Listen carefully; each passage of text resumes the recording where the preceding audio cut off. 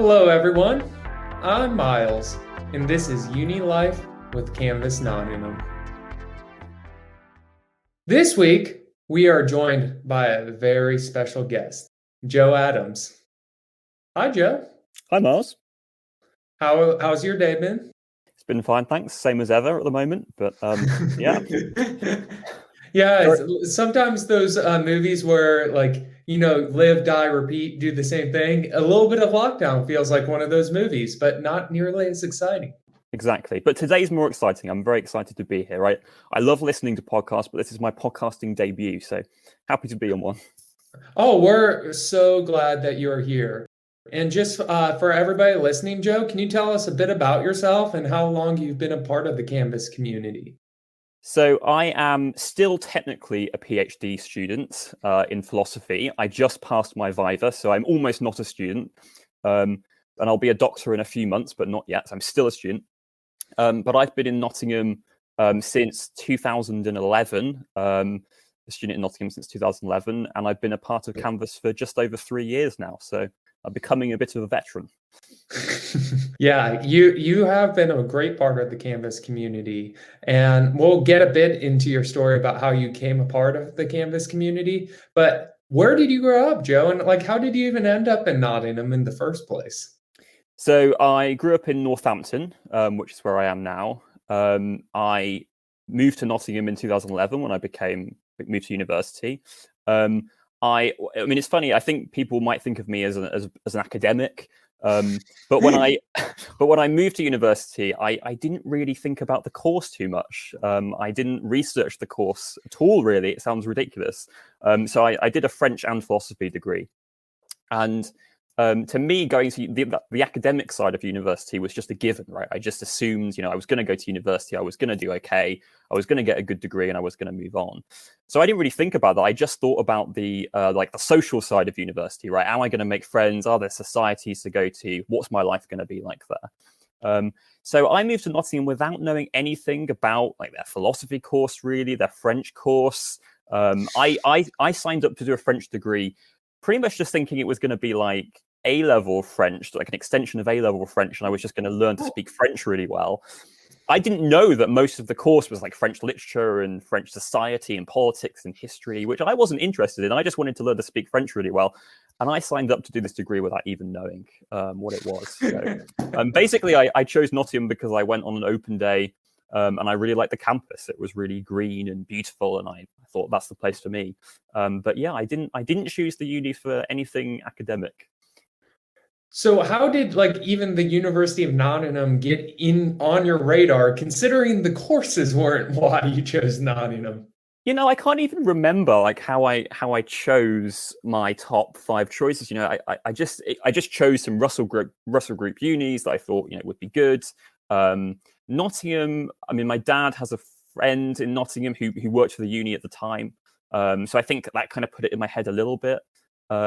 But other than that, I just remember it's one of the good unis that did French and philosophy, right? They don't all have that specific course. Nottingham did. So I put that as one of my 5, and then I went to see it, and it was really nice, and that was it. But I don't remember anything more specific than that, which sounds terrible, and it is terrible, really, to sign up to do a degree that you don't know anything about. But No, that's not terrible at all. I mean, we all choose unis for different reasons. I just think that it's absolutely great because I knew Joe for at least a year to 2 years before I even knew about his French history and that he actually is fluent in French or borderline fluent, and his passion for the language. And so it's just a different side of you I didn't know about. Yeah, absolutely. I think the philosophy side of me really comes through. Unfortunately, the French is a little bit rusty now, but I used to be really into it. That's true. That's great, Joe. So how was your first few years at university? Way back in 2011? That's when you started the Yeah, journey? yeah, that's right. So actually, my first term at uni was absolutely brilliant. One of the best times of my life. I made loads of friends. I moved into an undergraduate campus hall, and I loved it. I made loads of friends straight away. We used to have loads of philosophical debates, which obviously was perfect for me. I remember I was getting into bed one night, and my friend texted me saying, "We're having a debate. Come and join us." It's like this is just perfect. And we used to play loads of games together. It was a really great time.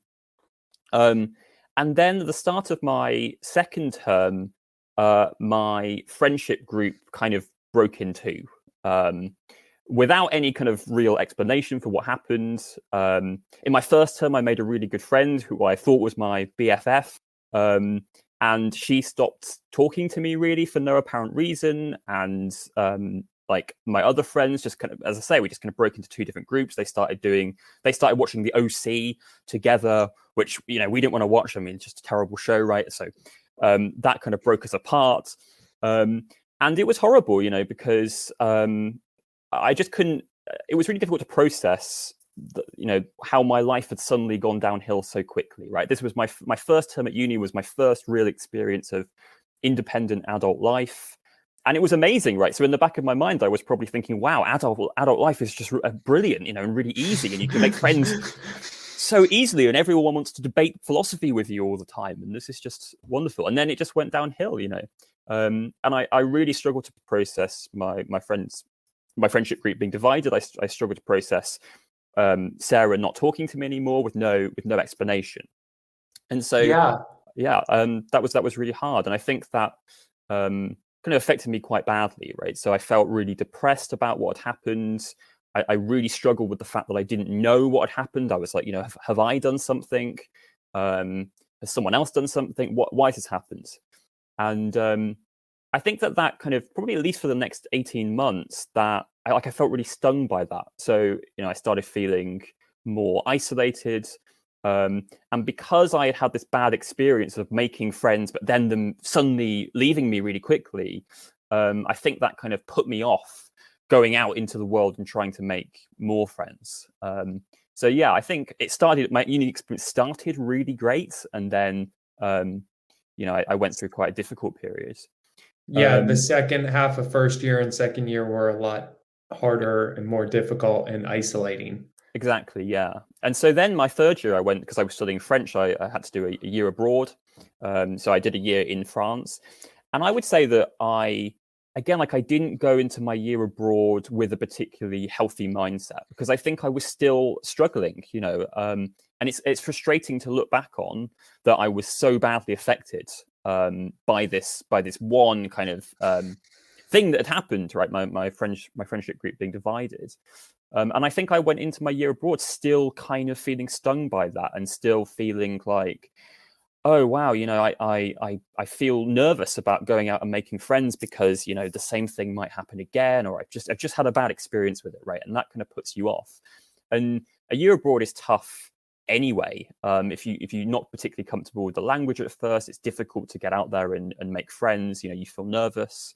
And I did my best, but I think I felt put off by what happened, just because I just didn't feel at my happiest generally. And so my year abroad was tough for large periods of it. I mean, I also had some great times on it, but generally it was difficult because I did become isolated. I made some really good friends at the end of my year, but at the start it was difficult. So, like the first few months at uni, the first like 3 to 4 months, everything's swimming high. And then things start to fall apart after the first year. And for the next like 2.5 years, you're sort of struggling with the repercussions of that first semester of uni friendships breaking apart. So, what ended up changing in your life? Like, how did you start to sort of get out of this self-doubting hole, like where you said when you were in France you were like, oh, I don't know, I don't really want to make friends because what happens if I lose them again? Yeah, I would say that so the first time that happens was I then at the end of my year abroad, I moved back into my hall from first year, right? So I actually, because I loved my room in first year, so you can request a specific room. So I requested to go back into that same room. And you know, probably I was trying to recreate my first term, right? I wanted to go back there. I thought, you know, if I go back into this hall, I'll make new friends again, and I can kind of have another shot at my first year. And that kind of worked. I mean, I made a lot of friends again. I met a girl. I started to feel a lot happier. And I would say, like I mean, that was like a better couple of years of my life. Certainly been a lot better than the couple of years previous to that. But then in early 2017, I broke up with my girlfriend. I'd become very socially isolated, and I felt very unhappy. And I remember just going for a walk on campus at nighttime and just kind of reflecting on my situation and how alone I felt, how depressed I felt, and sort of thinking, I've been at uni for quite a long time now, and this is where I've ended up, feeling this isolated. But in a way, I kind of that was a key moment for me, because I thought, right, I'm so unhappy, and I can see that I'm so unhappy, that this is the push that I need to make my life better, right? I have to do something to make this better. I can't just see out the rest of my time at uni feeling this low, feeling this isolated. I have to go and do something. And that was the moment where it clicked for me. Sometimes you need to reach rock bottom to know what you need to do to pick yourself back up. So that was the moment I said, right, I'm going to go out there. I'm going to join a society, do something like that, go and meet people, make my life better. I have to find something better. And so I'd known for a while about a society called Hide and Sock, which is a children's games society, not just hide and seek, lots of children's games. And I thought this society will be great for me, because I love playing games. And I thought, right, I didn't want to join the society at the end of that year, right? So this is kind of March 2017. I thought I'd rather wait until the start of the next year, when there are lots of other new people as well. So then the start of the next year comes, and I joined Hide and Sock, and I loved it straight away. I fell in love with it first time there. It was just really fun. I made lots of friends straight away. And I thought, why have I not been going to this for years? It was kind of frustrating. I felt annoyed with myself that I hadn't been before. But more than anything, I felt really happy that I'd found the society straight away that I really loved. And so there I met a girl called Becky, who I got on really well with. And after a few weeks, she invited me to this other event called Canvas. She said, there's this event that people go to where you can get free food. So I thought, okay, well, I'm obviously going to go to that. And so I went along. I don't remember that much about my first time at Canvas. I remember being asked a strange question upon my arrival about what was my favorite alien or something like that. And I think I remember talking to Matt, one of the staff members there, but I don't remember too much about my first time there. But I kept coming back and started to really enjoy it. So I would say, I think what's kind of notable about my experience was how low I had to start feeling to feel the push to go out and find something better. In the end, I went to Hide and Sock and ended up going to Canvas because I had felt so low before and felt like, right, this is the moment I have to go and find something better. So as you started to develop relationships at Canvas and meet more and more people over those coming weeks, how did you find Canvas at first? So I have to admit that I don't think that I started loving Canvas as much as I do now right away. I think it was a process for me. I mean, for example, I know you did an event, Canvas did an event when I started joining called Roundtable on a Thursday. And I'd heard of this event, but I never even dreamed of going, right? It just wasn't a thing that would occur to me. In fact, I would have felt nervous going because I would have felt like I didn't know people enough to go. So I think that shows that I hadn't really become fully integrated. And I think, that was to some extent because of other difficult things that were going on in my life at the time. It just took me a while to really throw myself into it. Sometimes you need a little bit of time to adjust, to get used to being in a new place. And so I would say that sort of my first year or so, I didn't really throw myself into Canvas as much as I could have done. And I would say at the end of my first year at Canvas, we all moved into the Canvas house, right? And I would say that was, I would say that was kind of a turning point because, there you could just go and feel comfortable and, have cups of tea and have biscuits and all. Just feel at home, right? It's a house, it's a home. So I would say that was a big turning point for me. And then from the next academic year, so 2018, we're talking now, I would say I started to sort of really integrate more, make better friends. and just really kind of, I think it's a mindset thing, right? It's, wow, like it's time for 7-Eleven, and this is one of the best things in my week, and I'm gonna have that mindset, and I'm gonna really enjoy it, right? It's not just another thing that I go to. It's something to really savor.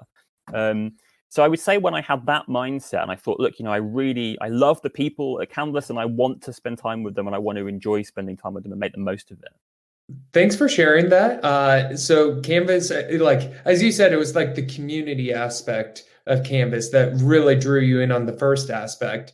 But Canvas is a place where we just want anybody to belong and be able to be themselves and really make friends and have a community. And we also provide a space for students to explore questions of life and faith and what all of those things mean to their lives today. So how did you find like some of the faith elements of Canvas? You said originally you didn't go to our faith element roundtable during your first year, but how about like in your second year at Canvas?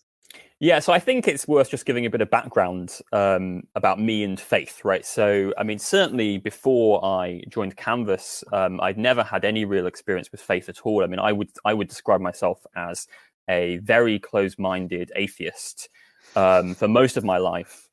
I mean, I had a Christian friend in first year, and I mean, to the extent of my interest in Christianity really was how comprehensively can I beat Christians in arguments? How obvious can I make it that their view is wrong? And so I had a Christian friend in first year. I used to love arguing with him all the time. Like, for example, I remember walking with him in the rain one time, and I said to him, look, why doesn't God just kind of, give us all the benefits of rain without like letting it rain on us in a way that's unpleasant? Why can't God just like make rain completely efficient? It rains on everything it needs to and not on us. Why can't God sort things out perfectly? Because to me, just walking with my friend in the rain, that was an opportunity to question him more about his belief in God. That's kind of how I saw our friendship. Was like, here's this Christian that I can ask all these questions of and learn more about his faith, but not in a kind of open-minded sense, right? More in a just kind of how much can I challenge him? Can I eventually get him to make concessions? So I was not an open-minded person, I would say. Now I'd gone through a period, sort of late 2015, I think, where I became very depressed about death, very afraid of death, very just very sad about death, right? It really hit me like, oh my God, there's the eternal nothingness of it, right? Really scared me. And so I would say that like maybe there was some kind of interest then in kind of, well, is there any plausibility to the view that death is not the end, right? That was a significant change, I think, for me, because when I was arguing with my Christian friend in first year, I wanted to be right. I wanted atheism to be right. I wanted Christianity to be wrong. I wanted to win the argument. And I would say when I went through my phase of thinking about death a lot, it's not that I suddenly thought Christianity is true, but it's that I thought, I want Christianity to be true, or I want some other religion to be true. I don't want atheism to be true. I don't care about being right. I've always been an atheist, but I don't care about being right about that. I would rather be wrong so that death is not the end. So I would say that when I went to Canvas, I'd at least been open. I'd taken that first step to being open-minded, right? That's I think, we always want to be right. And I think one important step to take is to say, actually, it doesn't matter if I'm right, if I've been right about this. I would rather that these, great things that people are telling me are true. That's more important to me than being right. So that was kind of the first step. Nevertheless, I certainly wasn't open-minded when I joined Canvas about Christianity being true, right? I mean, I still thought it was definitely wrong. As I say, like I didn't go to Roundtable. Then I began the DAB talks. So that's like a short faith-based talk. There was no discussion at first about them, but I really enjoyed listening to those talks. But again, I wasn't kind of thinking, I'm going to listen to this because it might be true. I mean, really, I was listening to it to think, what can I criticize about it when I can talk to the person doing it? So, and then you started having discussions after the talk, right? And that was perfect for me because I thought, now I can go down and tell them why they're wrong. So now I can listen to the talk and make a mental note of everything that I can disagree with. And I used to love going downstairs in our little discussions and explaining to you guys what was wrong with what you said. Not too badly. I mean, I was still nice about it, I would like to think, but that was kind of my mindset, right? I can't say that I was open-minded about it. And I used to see a lot of value in the things that you would say, but nevertheless, when you link it to faith, I thought, there's going to be something wrong. How can I put that out? Yeah, I mean, certainly I didn't start off being open-minded at all, I have to admit. And that's really great to hear, because like we definitely want people from wherever they are to just be honest with, like, you think this is a pile of crap? I'm going to tell you why it's a pile of crap. But like we want to have authentic conversations and really respect where each other's coming from. And I remember those conversations with you, because like you would ask some of the best questions, but you would also like allow other people to talk. So you really wanted to get into dialogue and hear other people's thoughts and opinions on things. It wasn't just like, let me talk the entire time.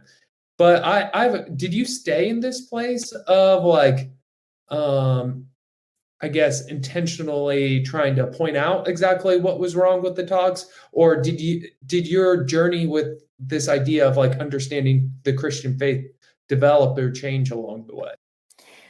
I would say that it didn't change at first. Like I went to a lot of these talks and kept feeling closed-minded. I would say that I was at least open-minded to the extent of, well, look, if someone could persuade me otherwise, then I would be happy to listen, right? That was an importance, because I think some people don't even have that in their head, right? They want to be right. So I would say I was at least prepared for anything that could change my mind, but I didn't see anything to change my mind. Really that changed when my friend Claire invited me to go to church with her. So this is sort of late 2019. She had recently given a talk at Canvas Weekend Away about her experience getting into faith. She had talked about feeling very unhappy and how going to church, finding faith really transformed her life, right? And that's really inspiring to hear. And I thought, because she talked about being closed-minded as well, and I thought, well, if she can do it, I'm probably not going to have the same experience, but it's at least worth trying, right? So when she invited me to go to church, I thought I'm going to at least go and see what it's like. And I kind of accepted, it's just a social thing where she invited me to go. I thought, yeah, I'll just go with her and see what it's like. But then I thought to myself, right, what am I gonna get out of this? Because if I go and I'm just kind of have a mindset of closed-minded atheist, then I'm not going to enjoy it, right? There's no, I'm not going to get much out of it if I just sit in church and think this is really boring and stupid, and I'm going to tell all the Christians here why they're wrong, right? And I don't want to be that guy. That's not really why people go to church. I mean, some people might like that, but probably they don't want me there telling them why they're wrong. So I thought, I don't want to be that guy. I want to go there and be open and be friendly, and and try and do it, right? When we get time to pray, try and pray. And I'm not going to believe that I'm talking to God when I pray, but at least try, and see what happens. And also, I just thought, look, this is something that a lot of people on this planet believe. It might be true, right? I don't think it is true. I've spent my entire life believing that it's false, but it could be true. We don't know everything. We don't know everything about how the universe began. So we should have epistemic modesty, as we say. Not be a know-it-all. Consider the possibility that we might be wrong. So I thought, at least once in my life, I want to see. And also, when Christians talk, they often talk about kind of, God wants to have a relationship with you. You just have to let him.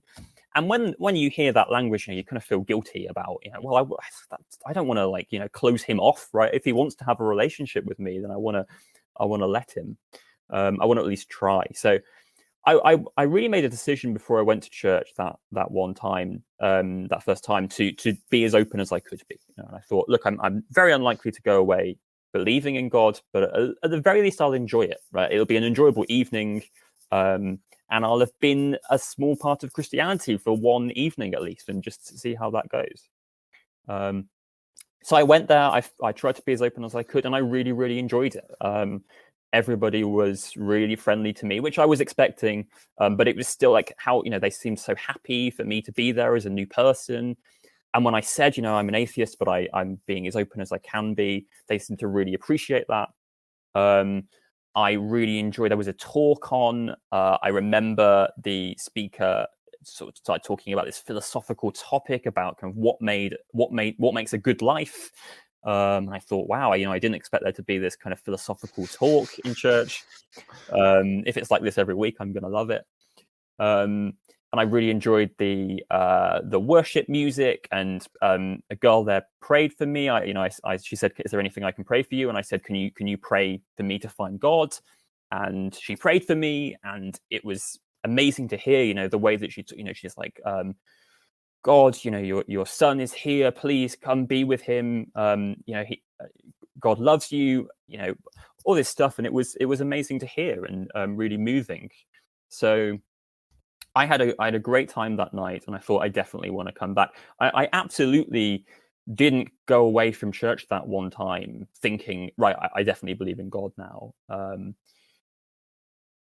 But when the girl was praying for me, it's an amazing feeling. Now, the question for me at the time was, how am I meant to interpret that feeling? I mean, of course I would feel like that. That doesn't mean that it's God talking to me. It could just be me talking to myself. It could be adrenaline, whatever.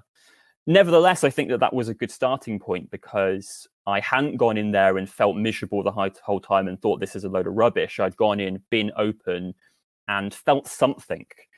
I don't know how to interpret that feeling. I still don't know how to interpret that feeling, but I felt something, and I think that was a good starting point. Yeah, I mean, that's an incredible story. And I'm super encouraged by that story in so many ways, but something I really want to point out is just your willingness to try, even if you didn't like believe, and just like be like, what's the worst thing that can happen? Because I know with myself, I can be so close-minded. Oh, this won't work. Like, or like, oh, why would I do that? That's just a waste of time. But like instead, you're almost the change in your mindset to this, like, oh, like, what's the worst thing that can happen if I attempt to see if this is really true? Yeah, exactly. And not just that, but what's the best that can happen? I'd always thought, look, if there is a God, then I want to experience him. If there is a God and I miss out on him because I never open my mind to him, if I never try and find new evidence for him, never explore, to me, that I would just find that like there was something sad about that I was not opening my mind to this new possibility. Christians in my life, they'd always just seemed really happy because they had this thing to believe in. They had this kind of new meaning to their life, and I just thought, I would love that as well. I would love to feel like death isn't the end. I would love to feel like there's something more. I would love to feel like there's some kind of further meaning to existence. So I want to at least try that. And yeah, I wasn't optimistic, but I at least had that starting point. Again, it's not that I went in there thinking there's some truth in this, but I thought I at least want there to be some truth in that. And I think that's the first step, because once you want to change your mind, you'll be more open to changing your mind. I think that's really great. So you went to church for the first time at the end of 2019. How has your mindset developed in the 15 or 16 months since then towards the idea of God and Jesus and what Christians generally say we believe in? Yeah, so I kept going to church, kept really enjoying it, and after a few weeks, I joined a home group with Ashley, who used to work for Canvas. And I thought, because people were talking to me about home groups and saying, if you considered joining one, and I thought it sounds fun. So that's where we go and read some of the Bible and pray together. And I went along to it, and I really enjoyed it because, to me, reading the Bible together and discussing what we'd read was really important, because that was a way of trying to understand Christianity and understand God more. One thing that I'd often found frustrating, like when I'd been arguing with my Christian friend in first year, was that often the the conversation would end with, we just don't really understand, but I believe it anyway. And to me, as a philosopher, that's really frustrating. I want to understand everything. I want to know everything that I can know. And so this was the opposite. This wasn't, we don't understand this. This was, look, here's this book that is here to help us understand God more. And so, for the other people in the home group, maybe that's more, I already believe this. I want to understand this thing that I believe in more. And for me, partly it's, should I believe this, right? Is this God that we're reading about a God that I should believe in?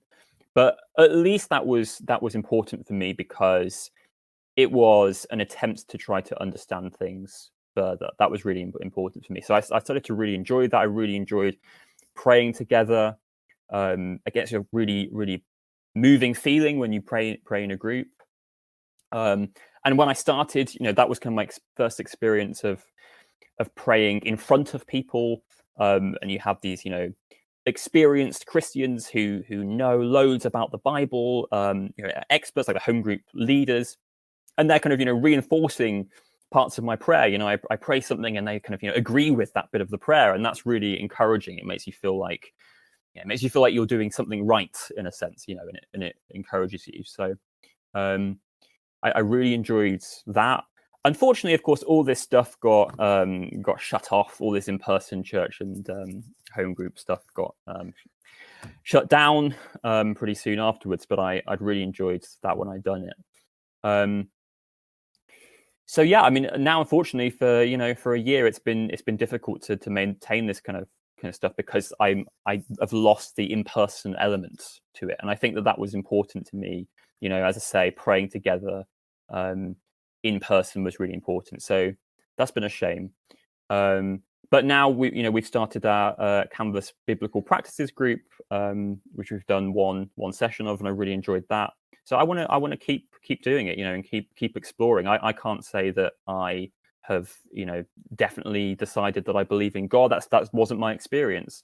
But I want to just stay as open as I can be and keep exploring. And it might be that I never reach that point of believing it, but at least even if that happens, at least I've tried, and I think I'll have fun along the way. And so I think that's my message, really, that I just want to keep being as open as possible. And as you say, what's the worst that can happen? Well, it's that it'll be fun trying.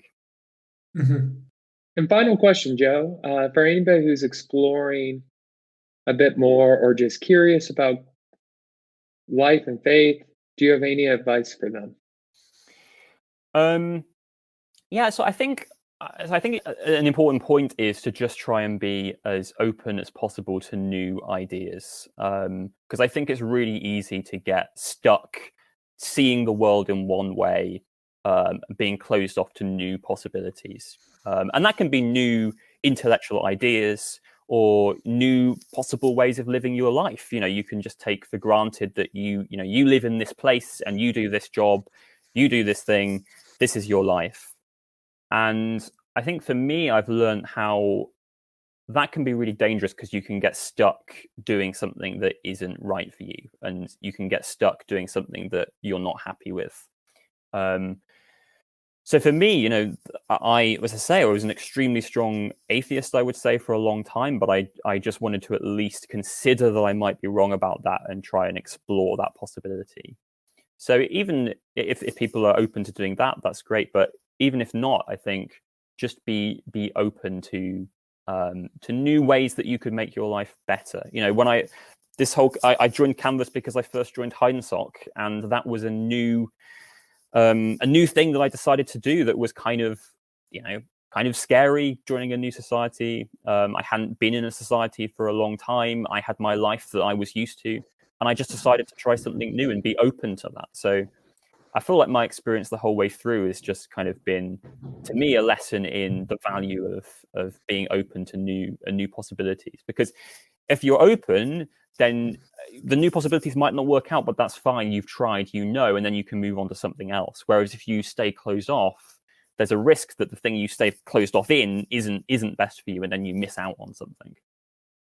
I think that's great wisdom. It's something very true to me because I know I can get very regimented and like, oh, focus and tunnel vision, like this is what we're doing, this is what we're doing, and then miss the creative possibilities of newness that other people can bring into my life because I'm not always open to change and to exploring different ways of thinking or different ways of being.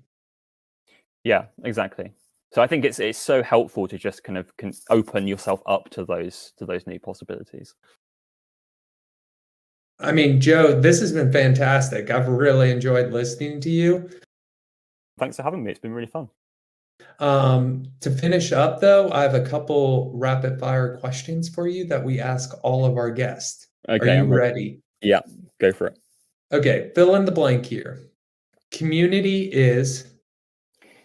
Okay, Miles, so you know how dangerous it is to ask philosophers to define these kind of terms, right? I mean, so I mean, I suppose community, this is meant to be the end of the podcast, right? Not the start of me going off a long answer. Community is a shared feeling of social connection. I mean, that's kind of boring. That's a boring answer. So, I mean, here's what I'll say. A lot of people have said when you've asked them this question, community is a place where you can feel loved for who you are. And I think that's great. That's true. I also like to think that community is a place where you feel missed when you're not there, and valued and loved even when you're not there. Right. So if you go to a place and everyone loves you when you're there, but then when you go, nobody ever thinks about you again. I think like there's something kind of sad about that, right? It's great that they love you when you're there, but it'd be kind of nice if they missed you a little bit when you're gone. So yeah, I would like to think community is a place when you're valued, not just when you're there, but also when you're not there. Great answer. Number 2, favorite takeaway. Favorite takeaway, Chinese. Indian is best for eating out, but Chinese takeaway. Although having said that, I do love Chinese buffets. I don't know whether buffets will ever be a thing again. But when I used to go to Chinese buffets, I used to go into training for the whole day, right? Because obviously the game at buffets is to fit in as much as possible. So the secret is, you got to keep your stomach active throughout obviously you don't want to fit it up, but you've got to keep it active so that it doesn't shrink. So what I did was sip water throughout the day. I read that was the way to prepare. So I took Chinese buffets very seriously. You need to coach us, Joe, on how to eat right. Yeah. So number 3, what is something you've binged recently? It could be a book, it could be a TV show, it could be a podcast even. You mentioned that earlier. So I've been watching a lot of 30 Rock, which is a sitcom starring Tina Fey and Alec Baldwin. I've also been watching a lot of YouTube Among Us videos. This guy, Socks for One, who has like these modded videos, right? So it's like Among Us, but the imposter is a Terminator and can walk through walls and transform and all this kind of stuff. So I've been watching a lot of those videos. In the midst of COVID, what is something you're grateful for? First of all, vaccines, because I mean, imagine if we were just in this situation but without vaccines. I mean, when this first started, people said maybe 18 months for a vaccine. That would be really sad if that were true. So I'm very glad about that. Second of all, family. My dad is living in Wales at the moment, so I can't see him regularly. But we're staying connected. We're playing family Among Us games, which is a lot of fun. So grateful to have them. And finally, a would you rather question to end us. Okay. Joe, would you rather be covered in fur or be covered in scales? I mean, fur, that sounds, but I mean, the scale thing sounds kind of disgusting. And I mean, I'm going to be kept warm by the fur. Yeah. The thought of being covered in scales doesn't appeal to me. I don't know whether getting too hot is going to be a problem, but I want to be cuddly, so I'm going to go with fur. Sounds good, Joe. And thank you, the listener, for joining us today for the UniLife podcast. please join us for the podcast discussion on Monday, February 14th. And hopefully Joe will be there with us as a part of the discussion. If you have any questions or thoughts, again, follow us on Instagram and Facebook at Canvas Nottingham. And we would love to meet you if you aren't a part of our community. And if you're a part of the Canvas community, thanks for joining us. Goodbye. Bye.